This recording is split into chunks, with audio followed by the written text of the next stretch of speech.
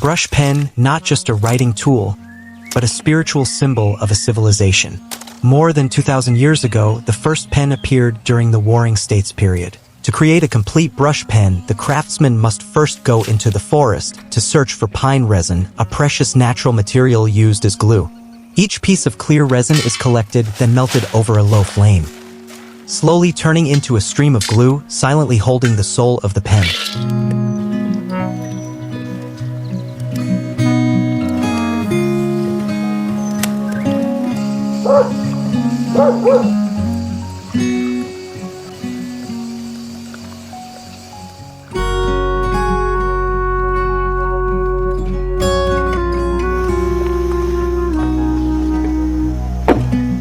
Next, the craftsman begins to process the most important part, the brush hair.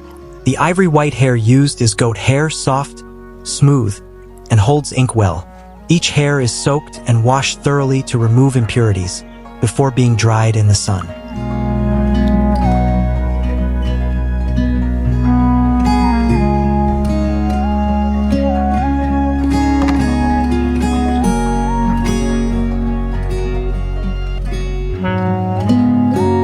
With meticulous hands, the artisan combs and selects each best strand, like choosing the soul for an unfinished work.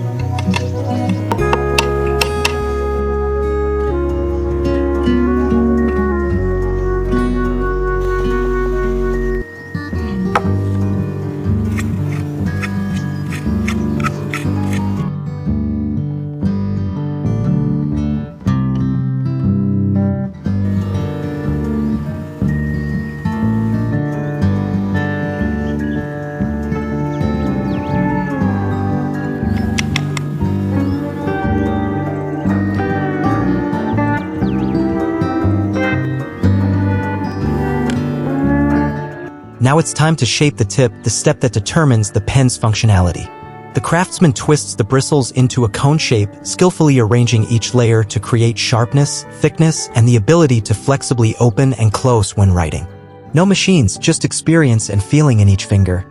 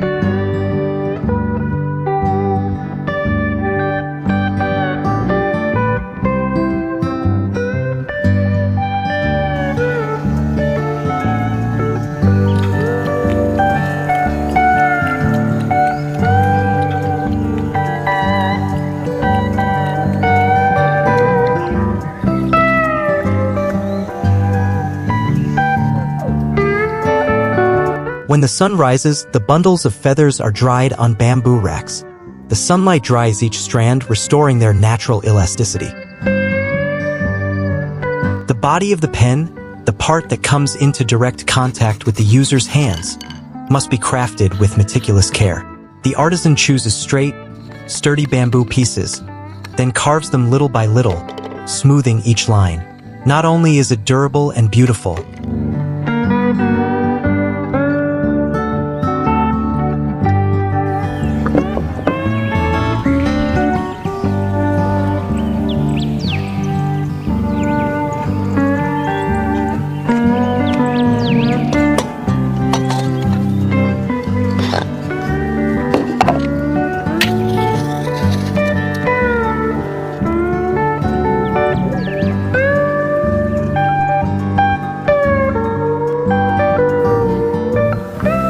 tip of the pen is dipped in pine resin. After being attached, the glue is left to dry naturally. The craftsman smooths the tip of the pen by hand to make it round, smooth and neat like the first stroke before rolling it onto the paper.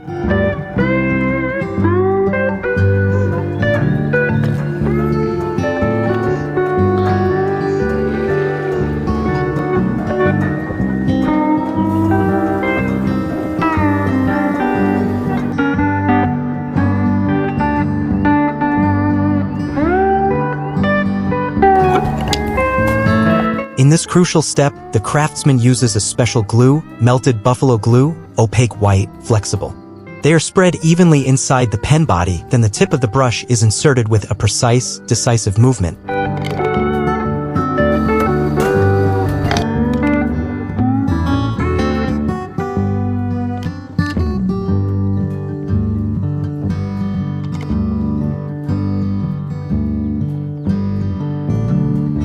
Finally, the craftsman cooks a thick paste, usually made from flour or gelatin, to dip the tip of the pen into.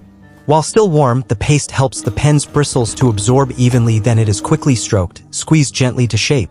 This is the final shaping step, keeping the pen tip in the desired shape before it is handed to the writer.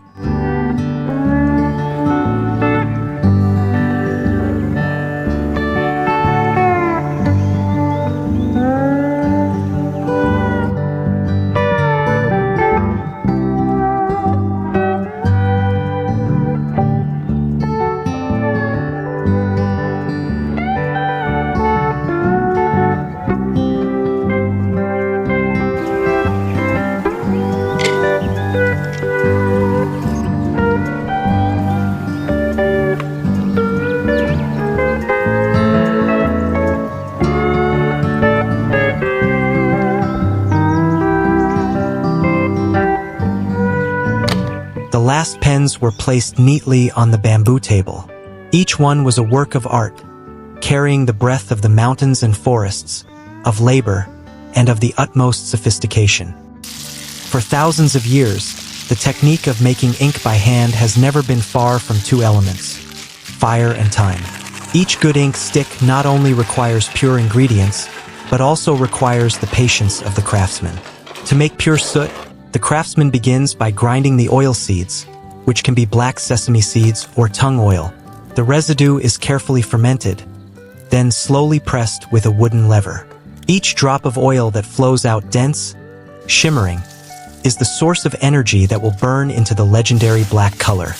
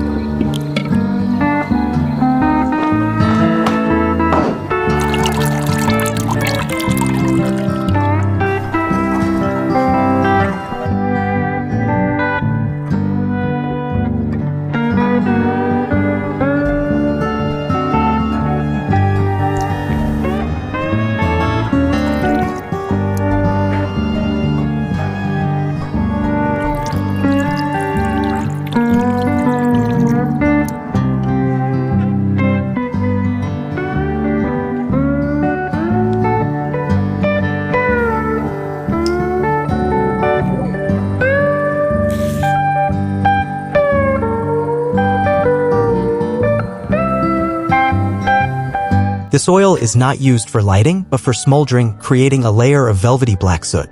The craftsman collects the soot carefully, avoiding wind and steam, because even a little bit of impurity will cause the ink color to be less pure later.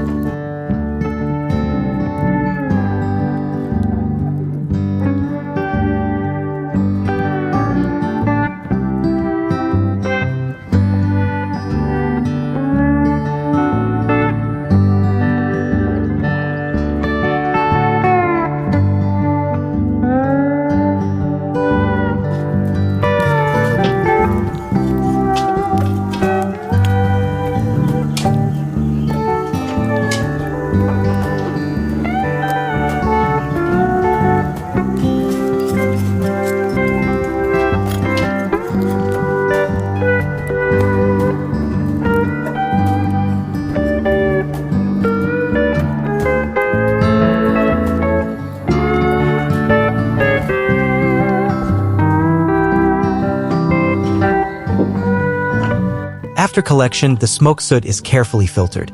The worker uses a soft broom to shake off the ash, keeping the purest layer of soot evenly black, smooth, and light as mist. After the ash is shaken off, the soot is put into a large tank of water. The worker stirs it so that all the soot particles settle naturally, the final purification process to remove any remaining impurities. The fine soot is scooped up and kept in the dark for half a year. The longer it is, the finer the soot, the finer, the more beautiful the ink.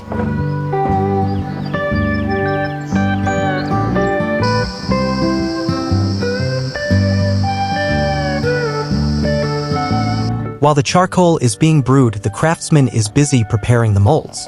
All the molds are hand-carved, carrying the temperament of their creator.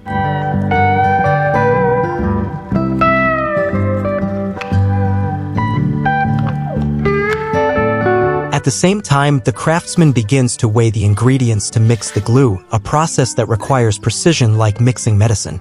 Glue is the second soul after soot, determining the durability and gloss of the ink when poured into the ink mold. The craftsman uses a traditional microscale to carefully weigh each portion of animal, herbal, or mineral gelatin, depending on the family secret. Then heat and dissolve to form a glue, which will be mixed with the brewed fine soot.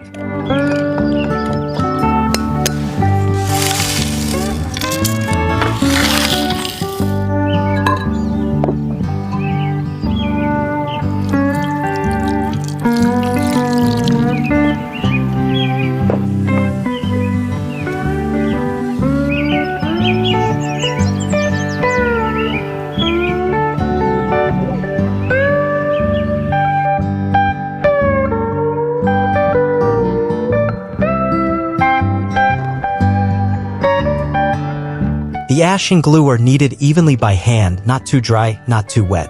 It must be kneaded by feel, a skill that can only be passed down through experience, not written down in a book. Without using modern machinery, the craftsman uses a traditional hammer to pound the ink block. The hammering sound not only creates pressure, but also creates rhythm, like the breathing of a traditional artisan.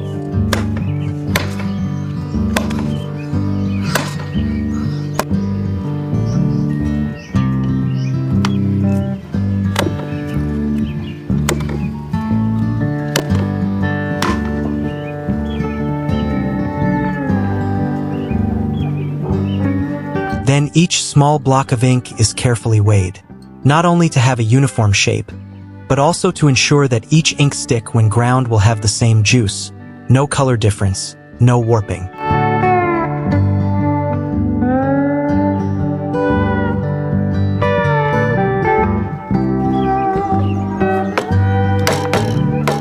The craftsman carefully places the mixture into a hand-carved wooden mold, then uses a press, slowly, surely, to compress them into their final shape, a jet-black ink stick carrying the essence of fire, water, time, and patience.